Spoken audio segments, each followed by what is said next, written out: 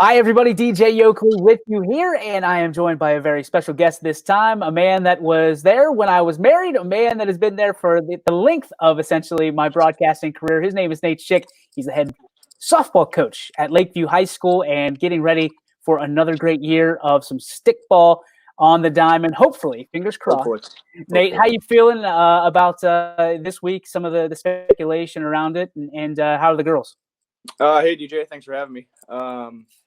Yeah, right now it's a whirlwind. We don't really know what to expect. I guess more than anything, we're just kind of taking it day by day and 2 p.m. by 2 p.m. with every update we get from the state of Ohio and seeing what we're allowed to do. As far as OHSEA goes, right now we're technically permitted to begin practices again on April 6th with the hopes of games beginning on April 11th. So that's all, that's what the girls know. And that's what us coaches are hoping for, I guess, at this point. So when you look at this, I mean, this is unprecedented on several different platforms in several different ways.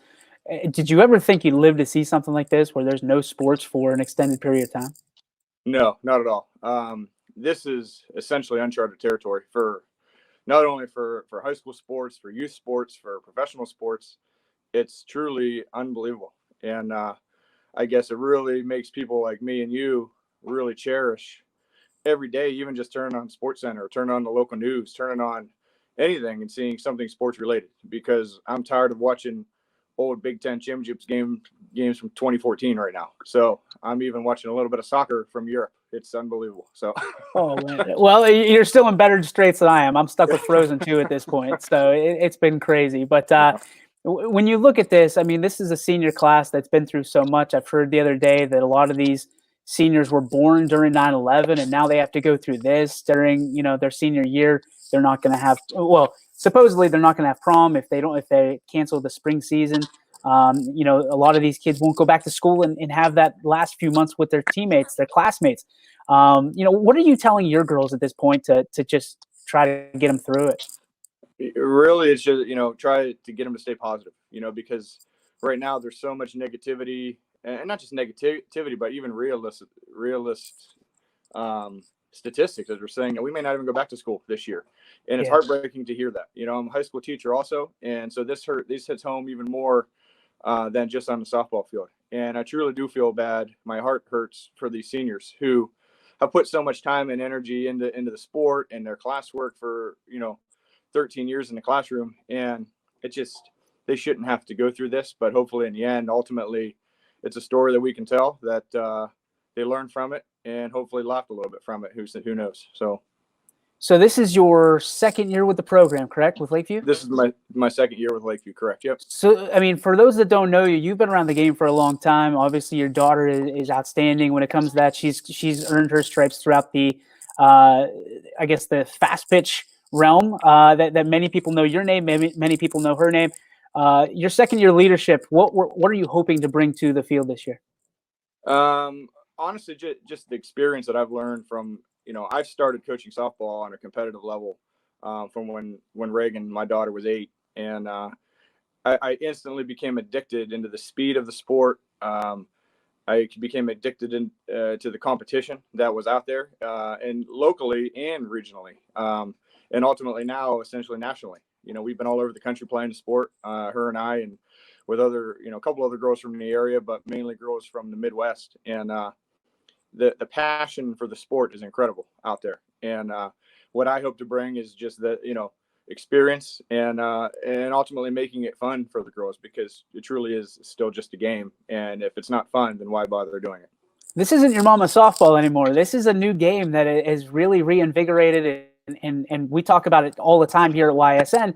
Softball and baseball are really the hotbeds of the area here. If you look at just the numbers that go from playing high school to playing college ball, why do you think it's such a hotbed for softball here, Nate? I think really, there's a lot of competitive travel teams in our area, and within an hour of us between Akron and Pittsburgh. I'm just guessing there's got to be 25, 30 different organizations, maybe more. So beyond the rec softball level, there's the competitive level that has even surpassed baseball. And it seems like it starts at a younger age, because all the kids more so the parents, they want the competition for their kids. You know what I mean? An 8 or 9-year-old isn't say, I want to play a better competition, or I want, that's coming from the parents. But on a certain level, you can't blame the parents to want the better competition. So I feel like it's a trickle-down effect, and it goes all the way up to the high school level, and then on even to the college level. And some of these girls that are, in our area that are going on to play next level are absolutely incredible. And there's a lot of colleges out here that focus on Northeast Ohio and Western Pennsylvania for their recruiting. They really do. So it's really cool to see. So let's talk about your team in particular. When you look at the Bulldogs, when you're going to line up the Lady Bulldogs, you're going to have 5 seniors, 2 of them which are going to be starters for you. What has their presence meant to this program over the last 4 years? Well, the 2 in particular that are going to probably right now see significant playing time as far as where our roles would set up as far early in the season. And obviously things will change, but as we hit the ground running, our one senior who essentially would potentially become a 4-year letterwoman this year. She is coming off of ACL injury. She was pitching last year and went down middle of a game on a pitch, tore ACL in the circle. And so she's coming back. So she'll be, she came to every event last year while she was down on crutches, had surgery. And ultimately, she was a leader while not on the field. And so her presence in the lineup and in the dugout is enormous. Our other girl, Laura Garvin, who's also an incredibly good tennis player and did really well. This had a great senior season. She's another verbal leader who will absolutely. She kind of takes girls under her wing and really is a good motivator and she gets the ball rolling. She gets the girls excited. She says if someone's lazy or if someone's dogging it, let's go, let's get moving. And those are the kind of things that mean more coming from a player as opposed to me, and that's like yelling at your own kid. You know what I mean? Eventually they tune you out. But if it's something, oh my gosh, she means it, let's get going, So she means a lot in that aspect. So what's one thing that you think that this team will grow from last year to really take a hold of this year? We started a lot of freshmen last year overall, and we had two significant players senior class who both graduated. Our junior class this year is small, so we're still going to be starting primarily freshmen and sophomores. So we're going to, as we gain experience, we hope to continue gaining experience. I'm serious, I think we have 7. Probably 7 primary starters would be either freshmen or sophomores. Wow. So, and 5 of those played significant time, if not started every game last year. So, as we grow, it's going to be game by game. And the thing that hurts me is, these girls are still 14, 15 years old, and some of the seniors are 17, 18 years old. So every game that goes by, these 14 and 15-year-olds get more confident. They get more acclimated to the speed. They get more acclimated to playing 18-year-old girls, so that's what game by game means for these young girls. And that's what we were looking forward to, and we hope to still be able to pursue. And that's kind of what people don't realize is you've got an 18-year-old that could be pitching or hitting against a 14, 15-year-old that is pitching or hitting. And it's baseball, softball is a one-on-one sport to where if there is 2 to 3 years of separation, it shows.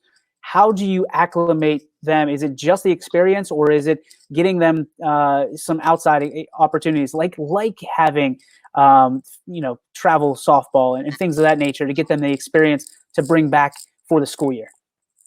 Yeah, you definitely see the travel softball girls come in and with a chip on their shoulder, with a different type of confidence, because they face girls essentially, depending on the level they're playing, they face girls that are throwing 60 to 65 consistently during the summer. So any of these girls they're facing in high school ball really are, they're the same, essentially, or they're confident going into the at bat, and that's what really you count on.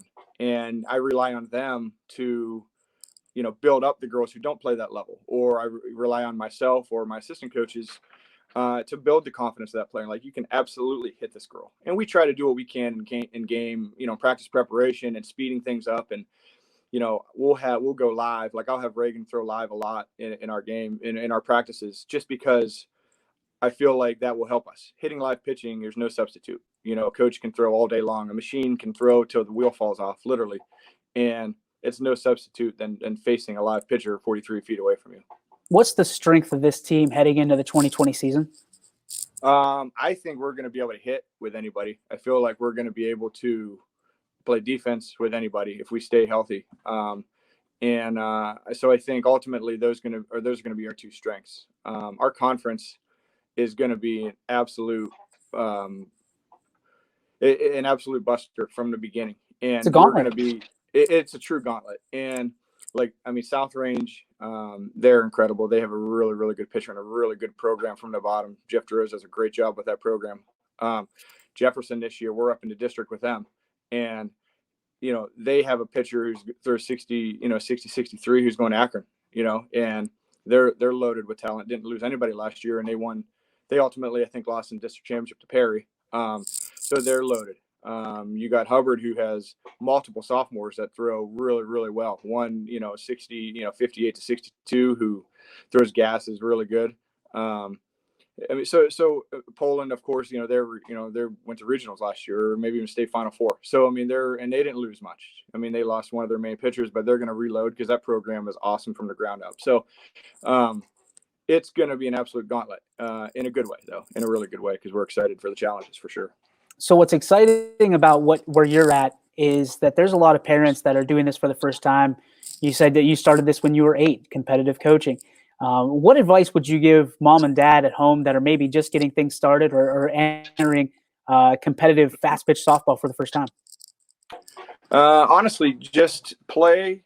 The competitive level will get your kid to either love or hate the sport. And really that comes down to the parent making it fun. It comes down to not screaming at your kid on a car ride home. It comes to being productive. It comes to the right coaching. It comes to, not burning your kid out at 9 years old, playing all over the country. So there's baby steps. Play what you're capable of playing.